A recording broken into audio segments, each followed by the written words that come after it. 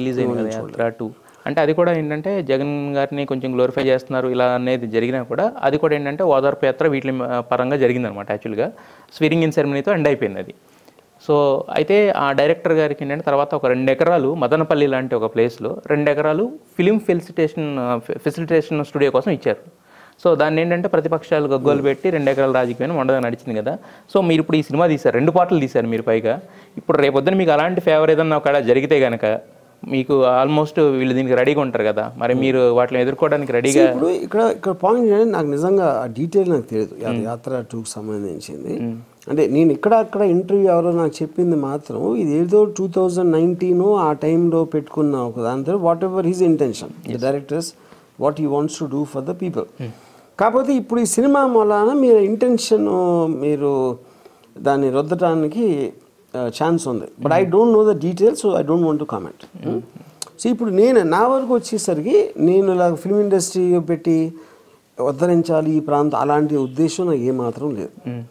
ఎందుకంటే నేను వేరే వాళ్ళకి సేవ చేయను, నా దగ్గర టైం లేదు. లాస్ట్ టైం అన్నారు కదా పొలిటీషియన్ వస్తారంటే అది ఇంపాసిబుల్.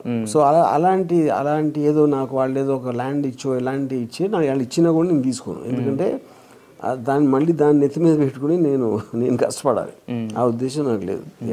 అంటే ఇప్పుడు మీరు కష్టపడాలని అనుకున్నా ఒక ఫేవర్ అయితే చేస్తే కనుక అంటే ఎలాంటి ఫేవర్ చేసినా కూడా పొలిటికల్ అనేస్తారు సార్.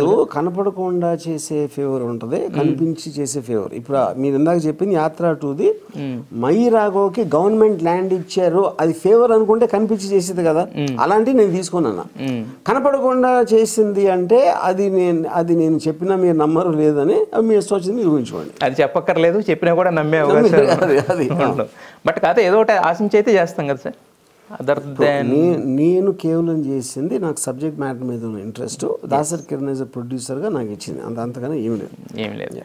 సో అయితే మీరు ట్విట్టర్లో ఈ మధ్యన ఒకటి వేశారు, ఆ సింగిల్ ప్యాకేజ్ స్టార్ ఎవరు డబుల్ ప్యాకేజ్ స్టార్ ఎవరు అని ఒక క్వశ్చన్ మార్క్ పెట్టారు.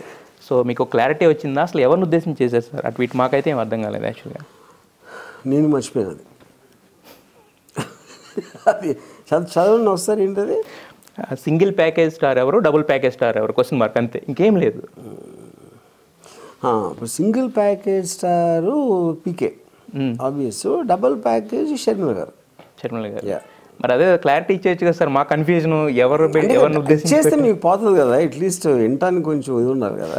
అదే తర్వాత కూడా మీరు దాని మీద క్లారిటీ ఇవ్వలేదు సార్. ఈ రోజు అందరికి అర్థమైంది కదా, అర్థమైంది కానీ బట్ క్లారిటీ తీసుకోవాల్సిన పరిస్థితి అయితే వచ్చింది యాక్చువల్గా. అయితే సార్ సినిమాలు పొలిటికల్ సినారియోని మార్చగలవని మీరు నమ్ముతున్నారా? అది దాఖలాలు ఉన్నాయంటారా? ఇప్పుడు అంటే ఇక్కడ నా పాయింట్ పొలిటికల్గా నేను చెప్పలేనండి. ఏ సినిమా అయినా ఏం చేస్తుందంటే మీరు సినిమా అవ్వచ్చు, లేకపోతే ఇప్పుడు నేను మాట్లాడటం అవ్వచ్చు, మీరు ఎక్కడ చదవచ్చు, లేకపోతే ఇంటర్వ్యూ చూడవచ్చు, మీరు మీ మైండ్ ఇంప్రెషన్ మార్చడానికి స్కోప్ ఉంది. ఎందుకంటే ఫైనల్గా ఇది మీడియం ఆఫ్ ఎక్స్ప్రెషన్. ఆ ఎక్స్ప్రెషన్లో థాట్ ఎఫెక్టివ్గా ఉన్నప్పుడు అది definitely it can change your mind. కానీ ఎవరి మైండ్ చేంజ్ అవుతుంది అనేది చెప్పడం కష్టం. ఎందుకంటే మీకు ఆల్రెడీ ఆ సబ్జెక్ట్ మ్యాటర్ మీద ఉన్న అవగాహన ఎంత ఉంది, మీరు అంతకుముందు ఏం నమ్మారు, ఇక్కడ ఏం చెప్పారు, ఇవన్నీ ప్రతి ఇండివిజువల్కి మారుతాయి 1 to 1లో. But as a tool it will do. But అంటే ఇంతకుముందు మనం పొలిటికల్ సినారియోలో కొన్ని సినిమాలు చూసాం కదా సార్, వాటి ఇంపాక్ట్ పరంగా అదేమన్నా క్యాలిక్యులేట్ చేసుకున్నారా ఈ సినిమా? అసలు అది ఎవ్వరు చేయలేరు కూడా, చెప్పలేము, అది మెజర్ చేయడానికి ఇంపాసిబుల్. బట్ కాకపోతే అంటే సార్ ఒకనొక టైంలో ఒక విజయ నిర్మల్ గారు చేసిన ఒక సినిమా అనేది ఒక పవర్ఫుల్ పర్సన్ అంటే ఎన్టీఆర్ గారు పవర్లోకి వెళ్లకుండా కూడా అడ్డుకుంది, ఇలాంటి ఒకటి ఉన్నాయి యాక్చువల్గా హిస్టరీలో. సో అలాంటి ఒక గేమ్ చేంజర్ అవ్వచ్చు. నేనేమన్నంటే first of all you have to see. ఇప్పుడు ఒక మాట్లాడిన పుస్తకం రాసి ఇందాక చెప్పిన సినిమా తీసిన అన్నీ కూడా ఒక థాట్ ప్రాసెస్ నడుతున్నాయి ఏది పీపుల్లోకి. దాంట్లో ఏ థాట్ ప్రాసెస్ ఎవరి మూలాన ఎవరికి ఎఫెక్ట్ అయింది అనేది చెప్పడం అనేది ఇంపాసిబుల్ అంటున్నా. మనం ఉట్టి అటెంప్ట్ చేయగలుగుతాం. ఇప్పుడు లోకేష్ మన జగన్ సైకో అంటాడు. జగన్ సైకో అనేది మాత్రాన్ని అందరూ దాని మూలాన్ని నమ్ముతారా? అంతకుముందే వాళ్ళు అనుకున్నారా? లేకపోతే ఏంటి ఇలా అంటున్నారా?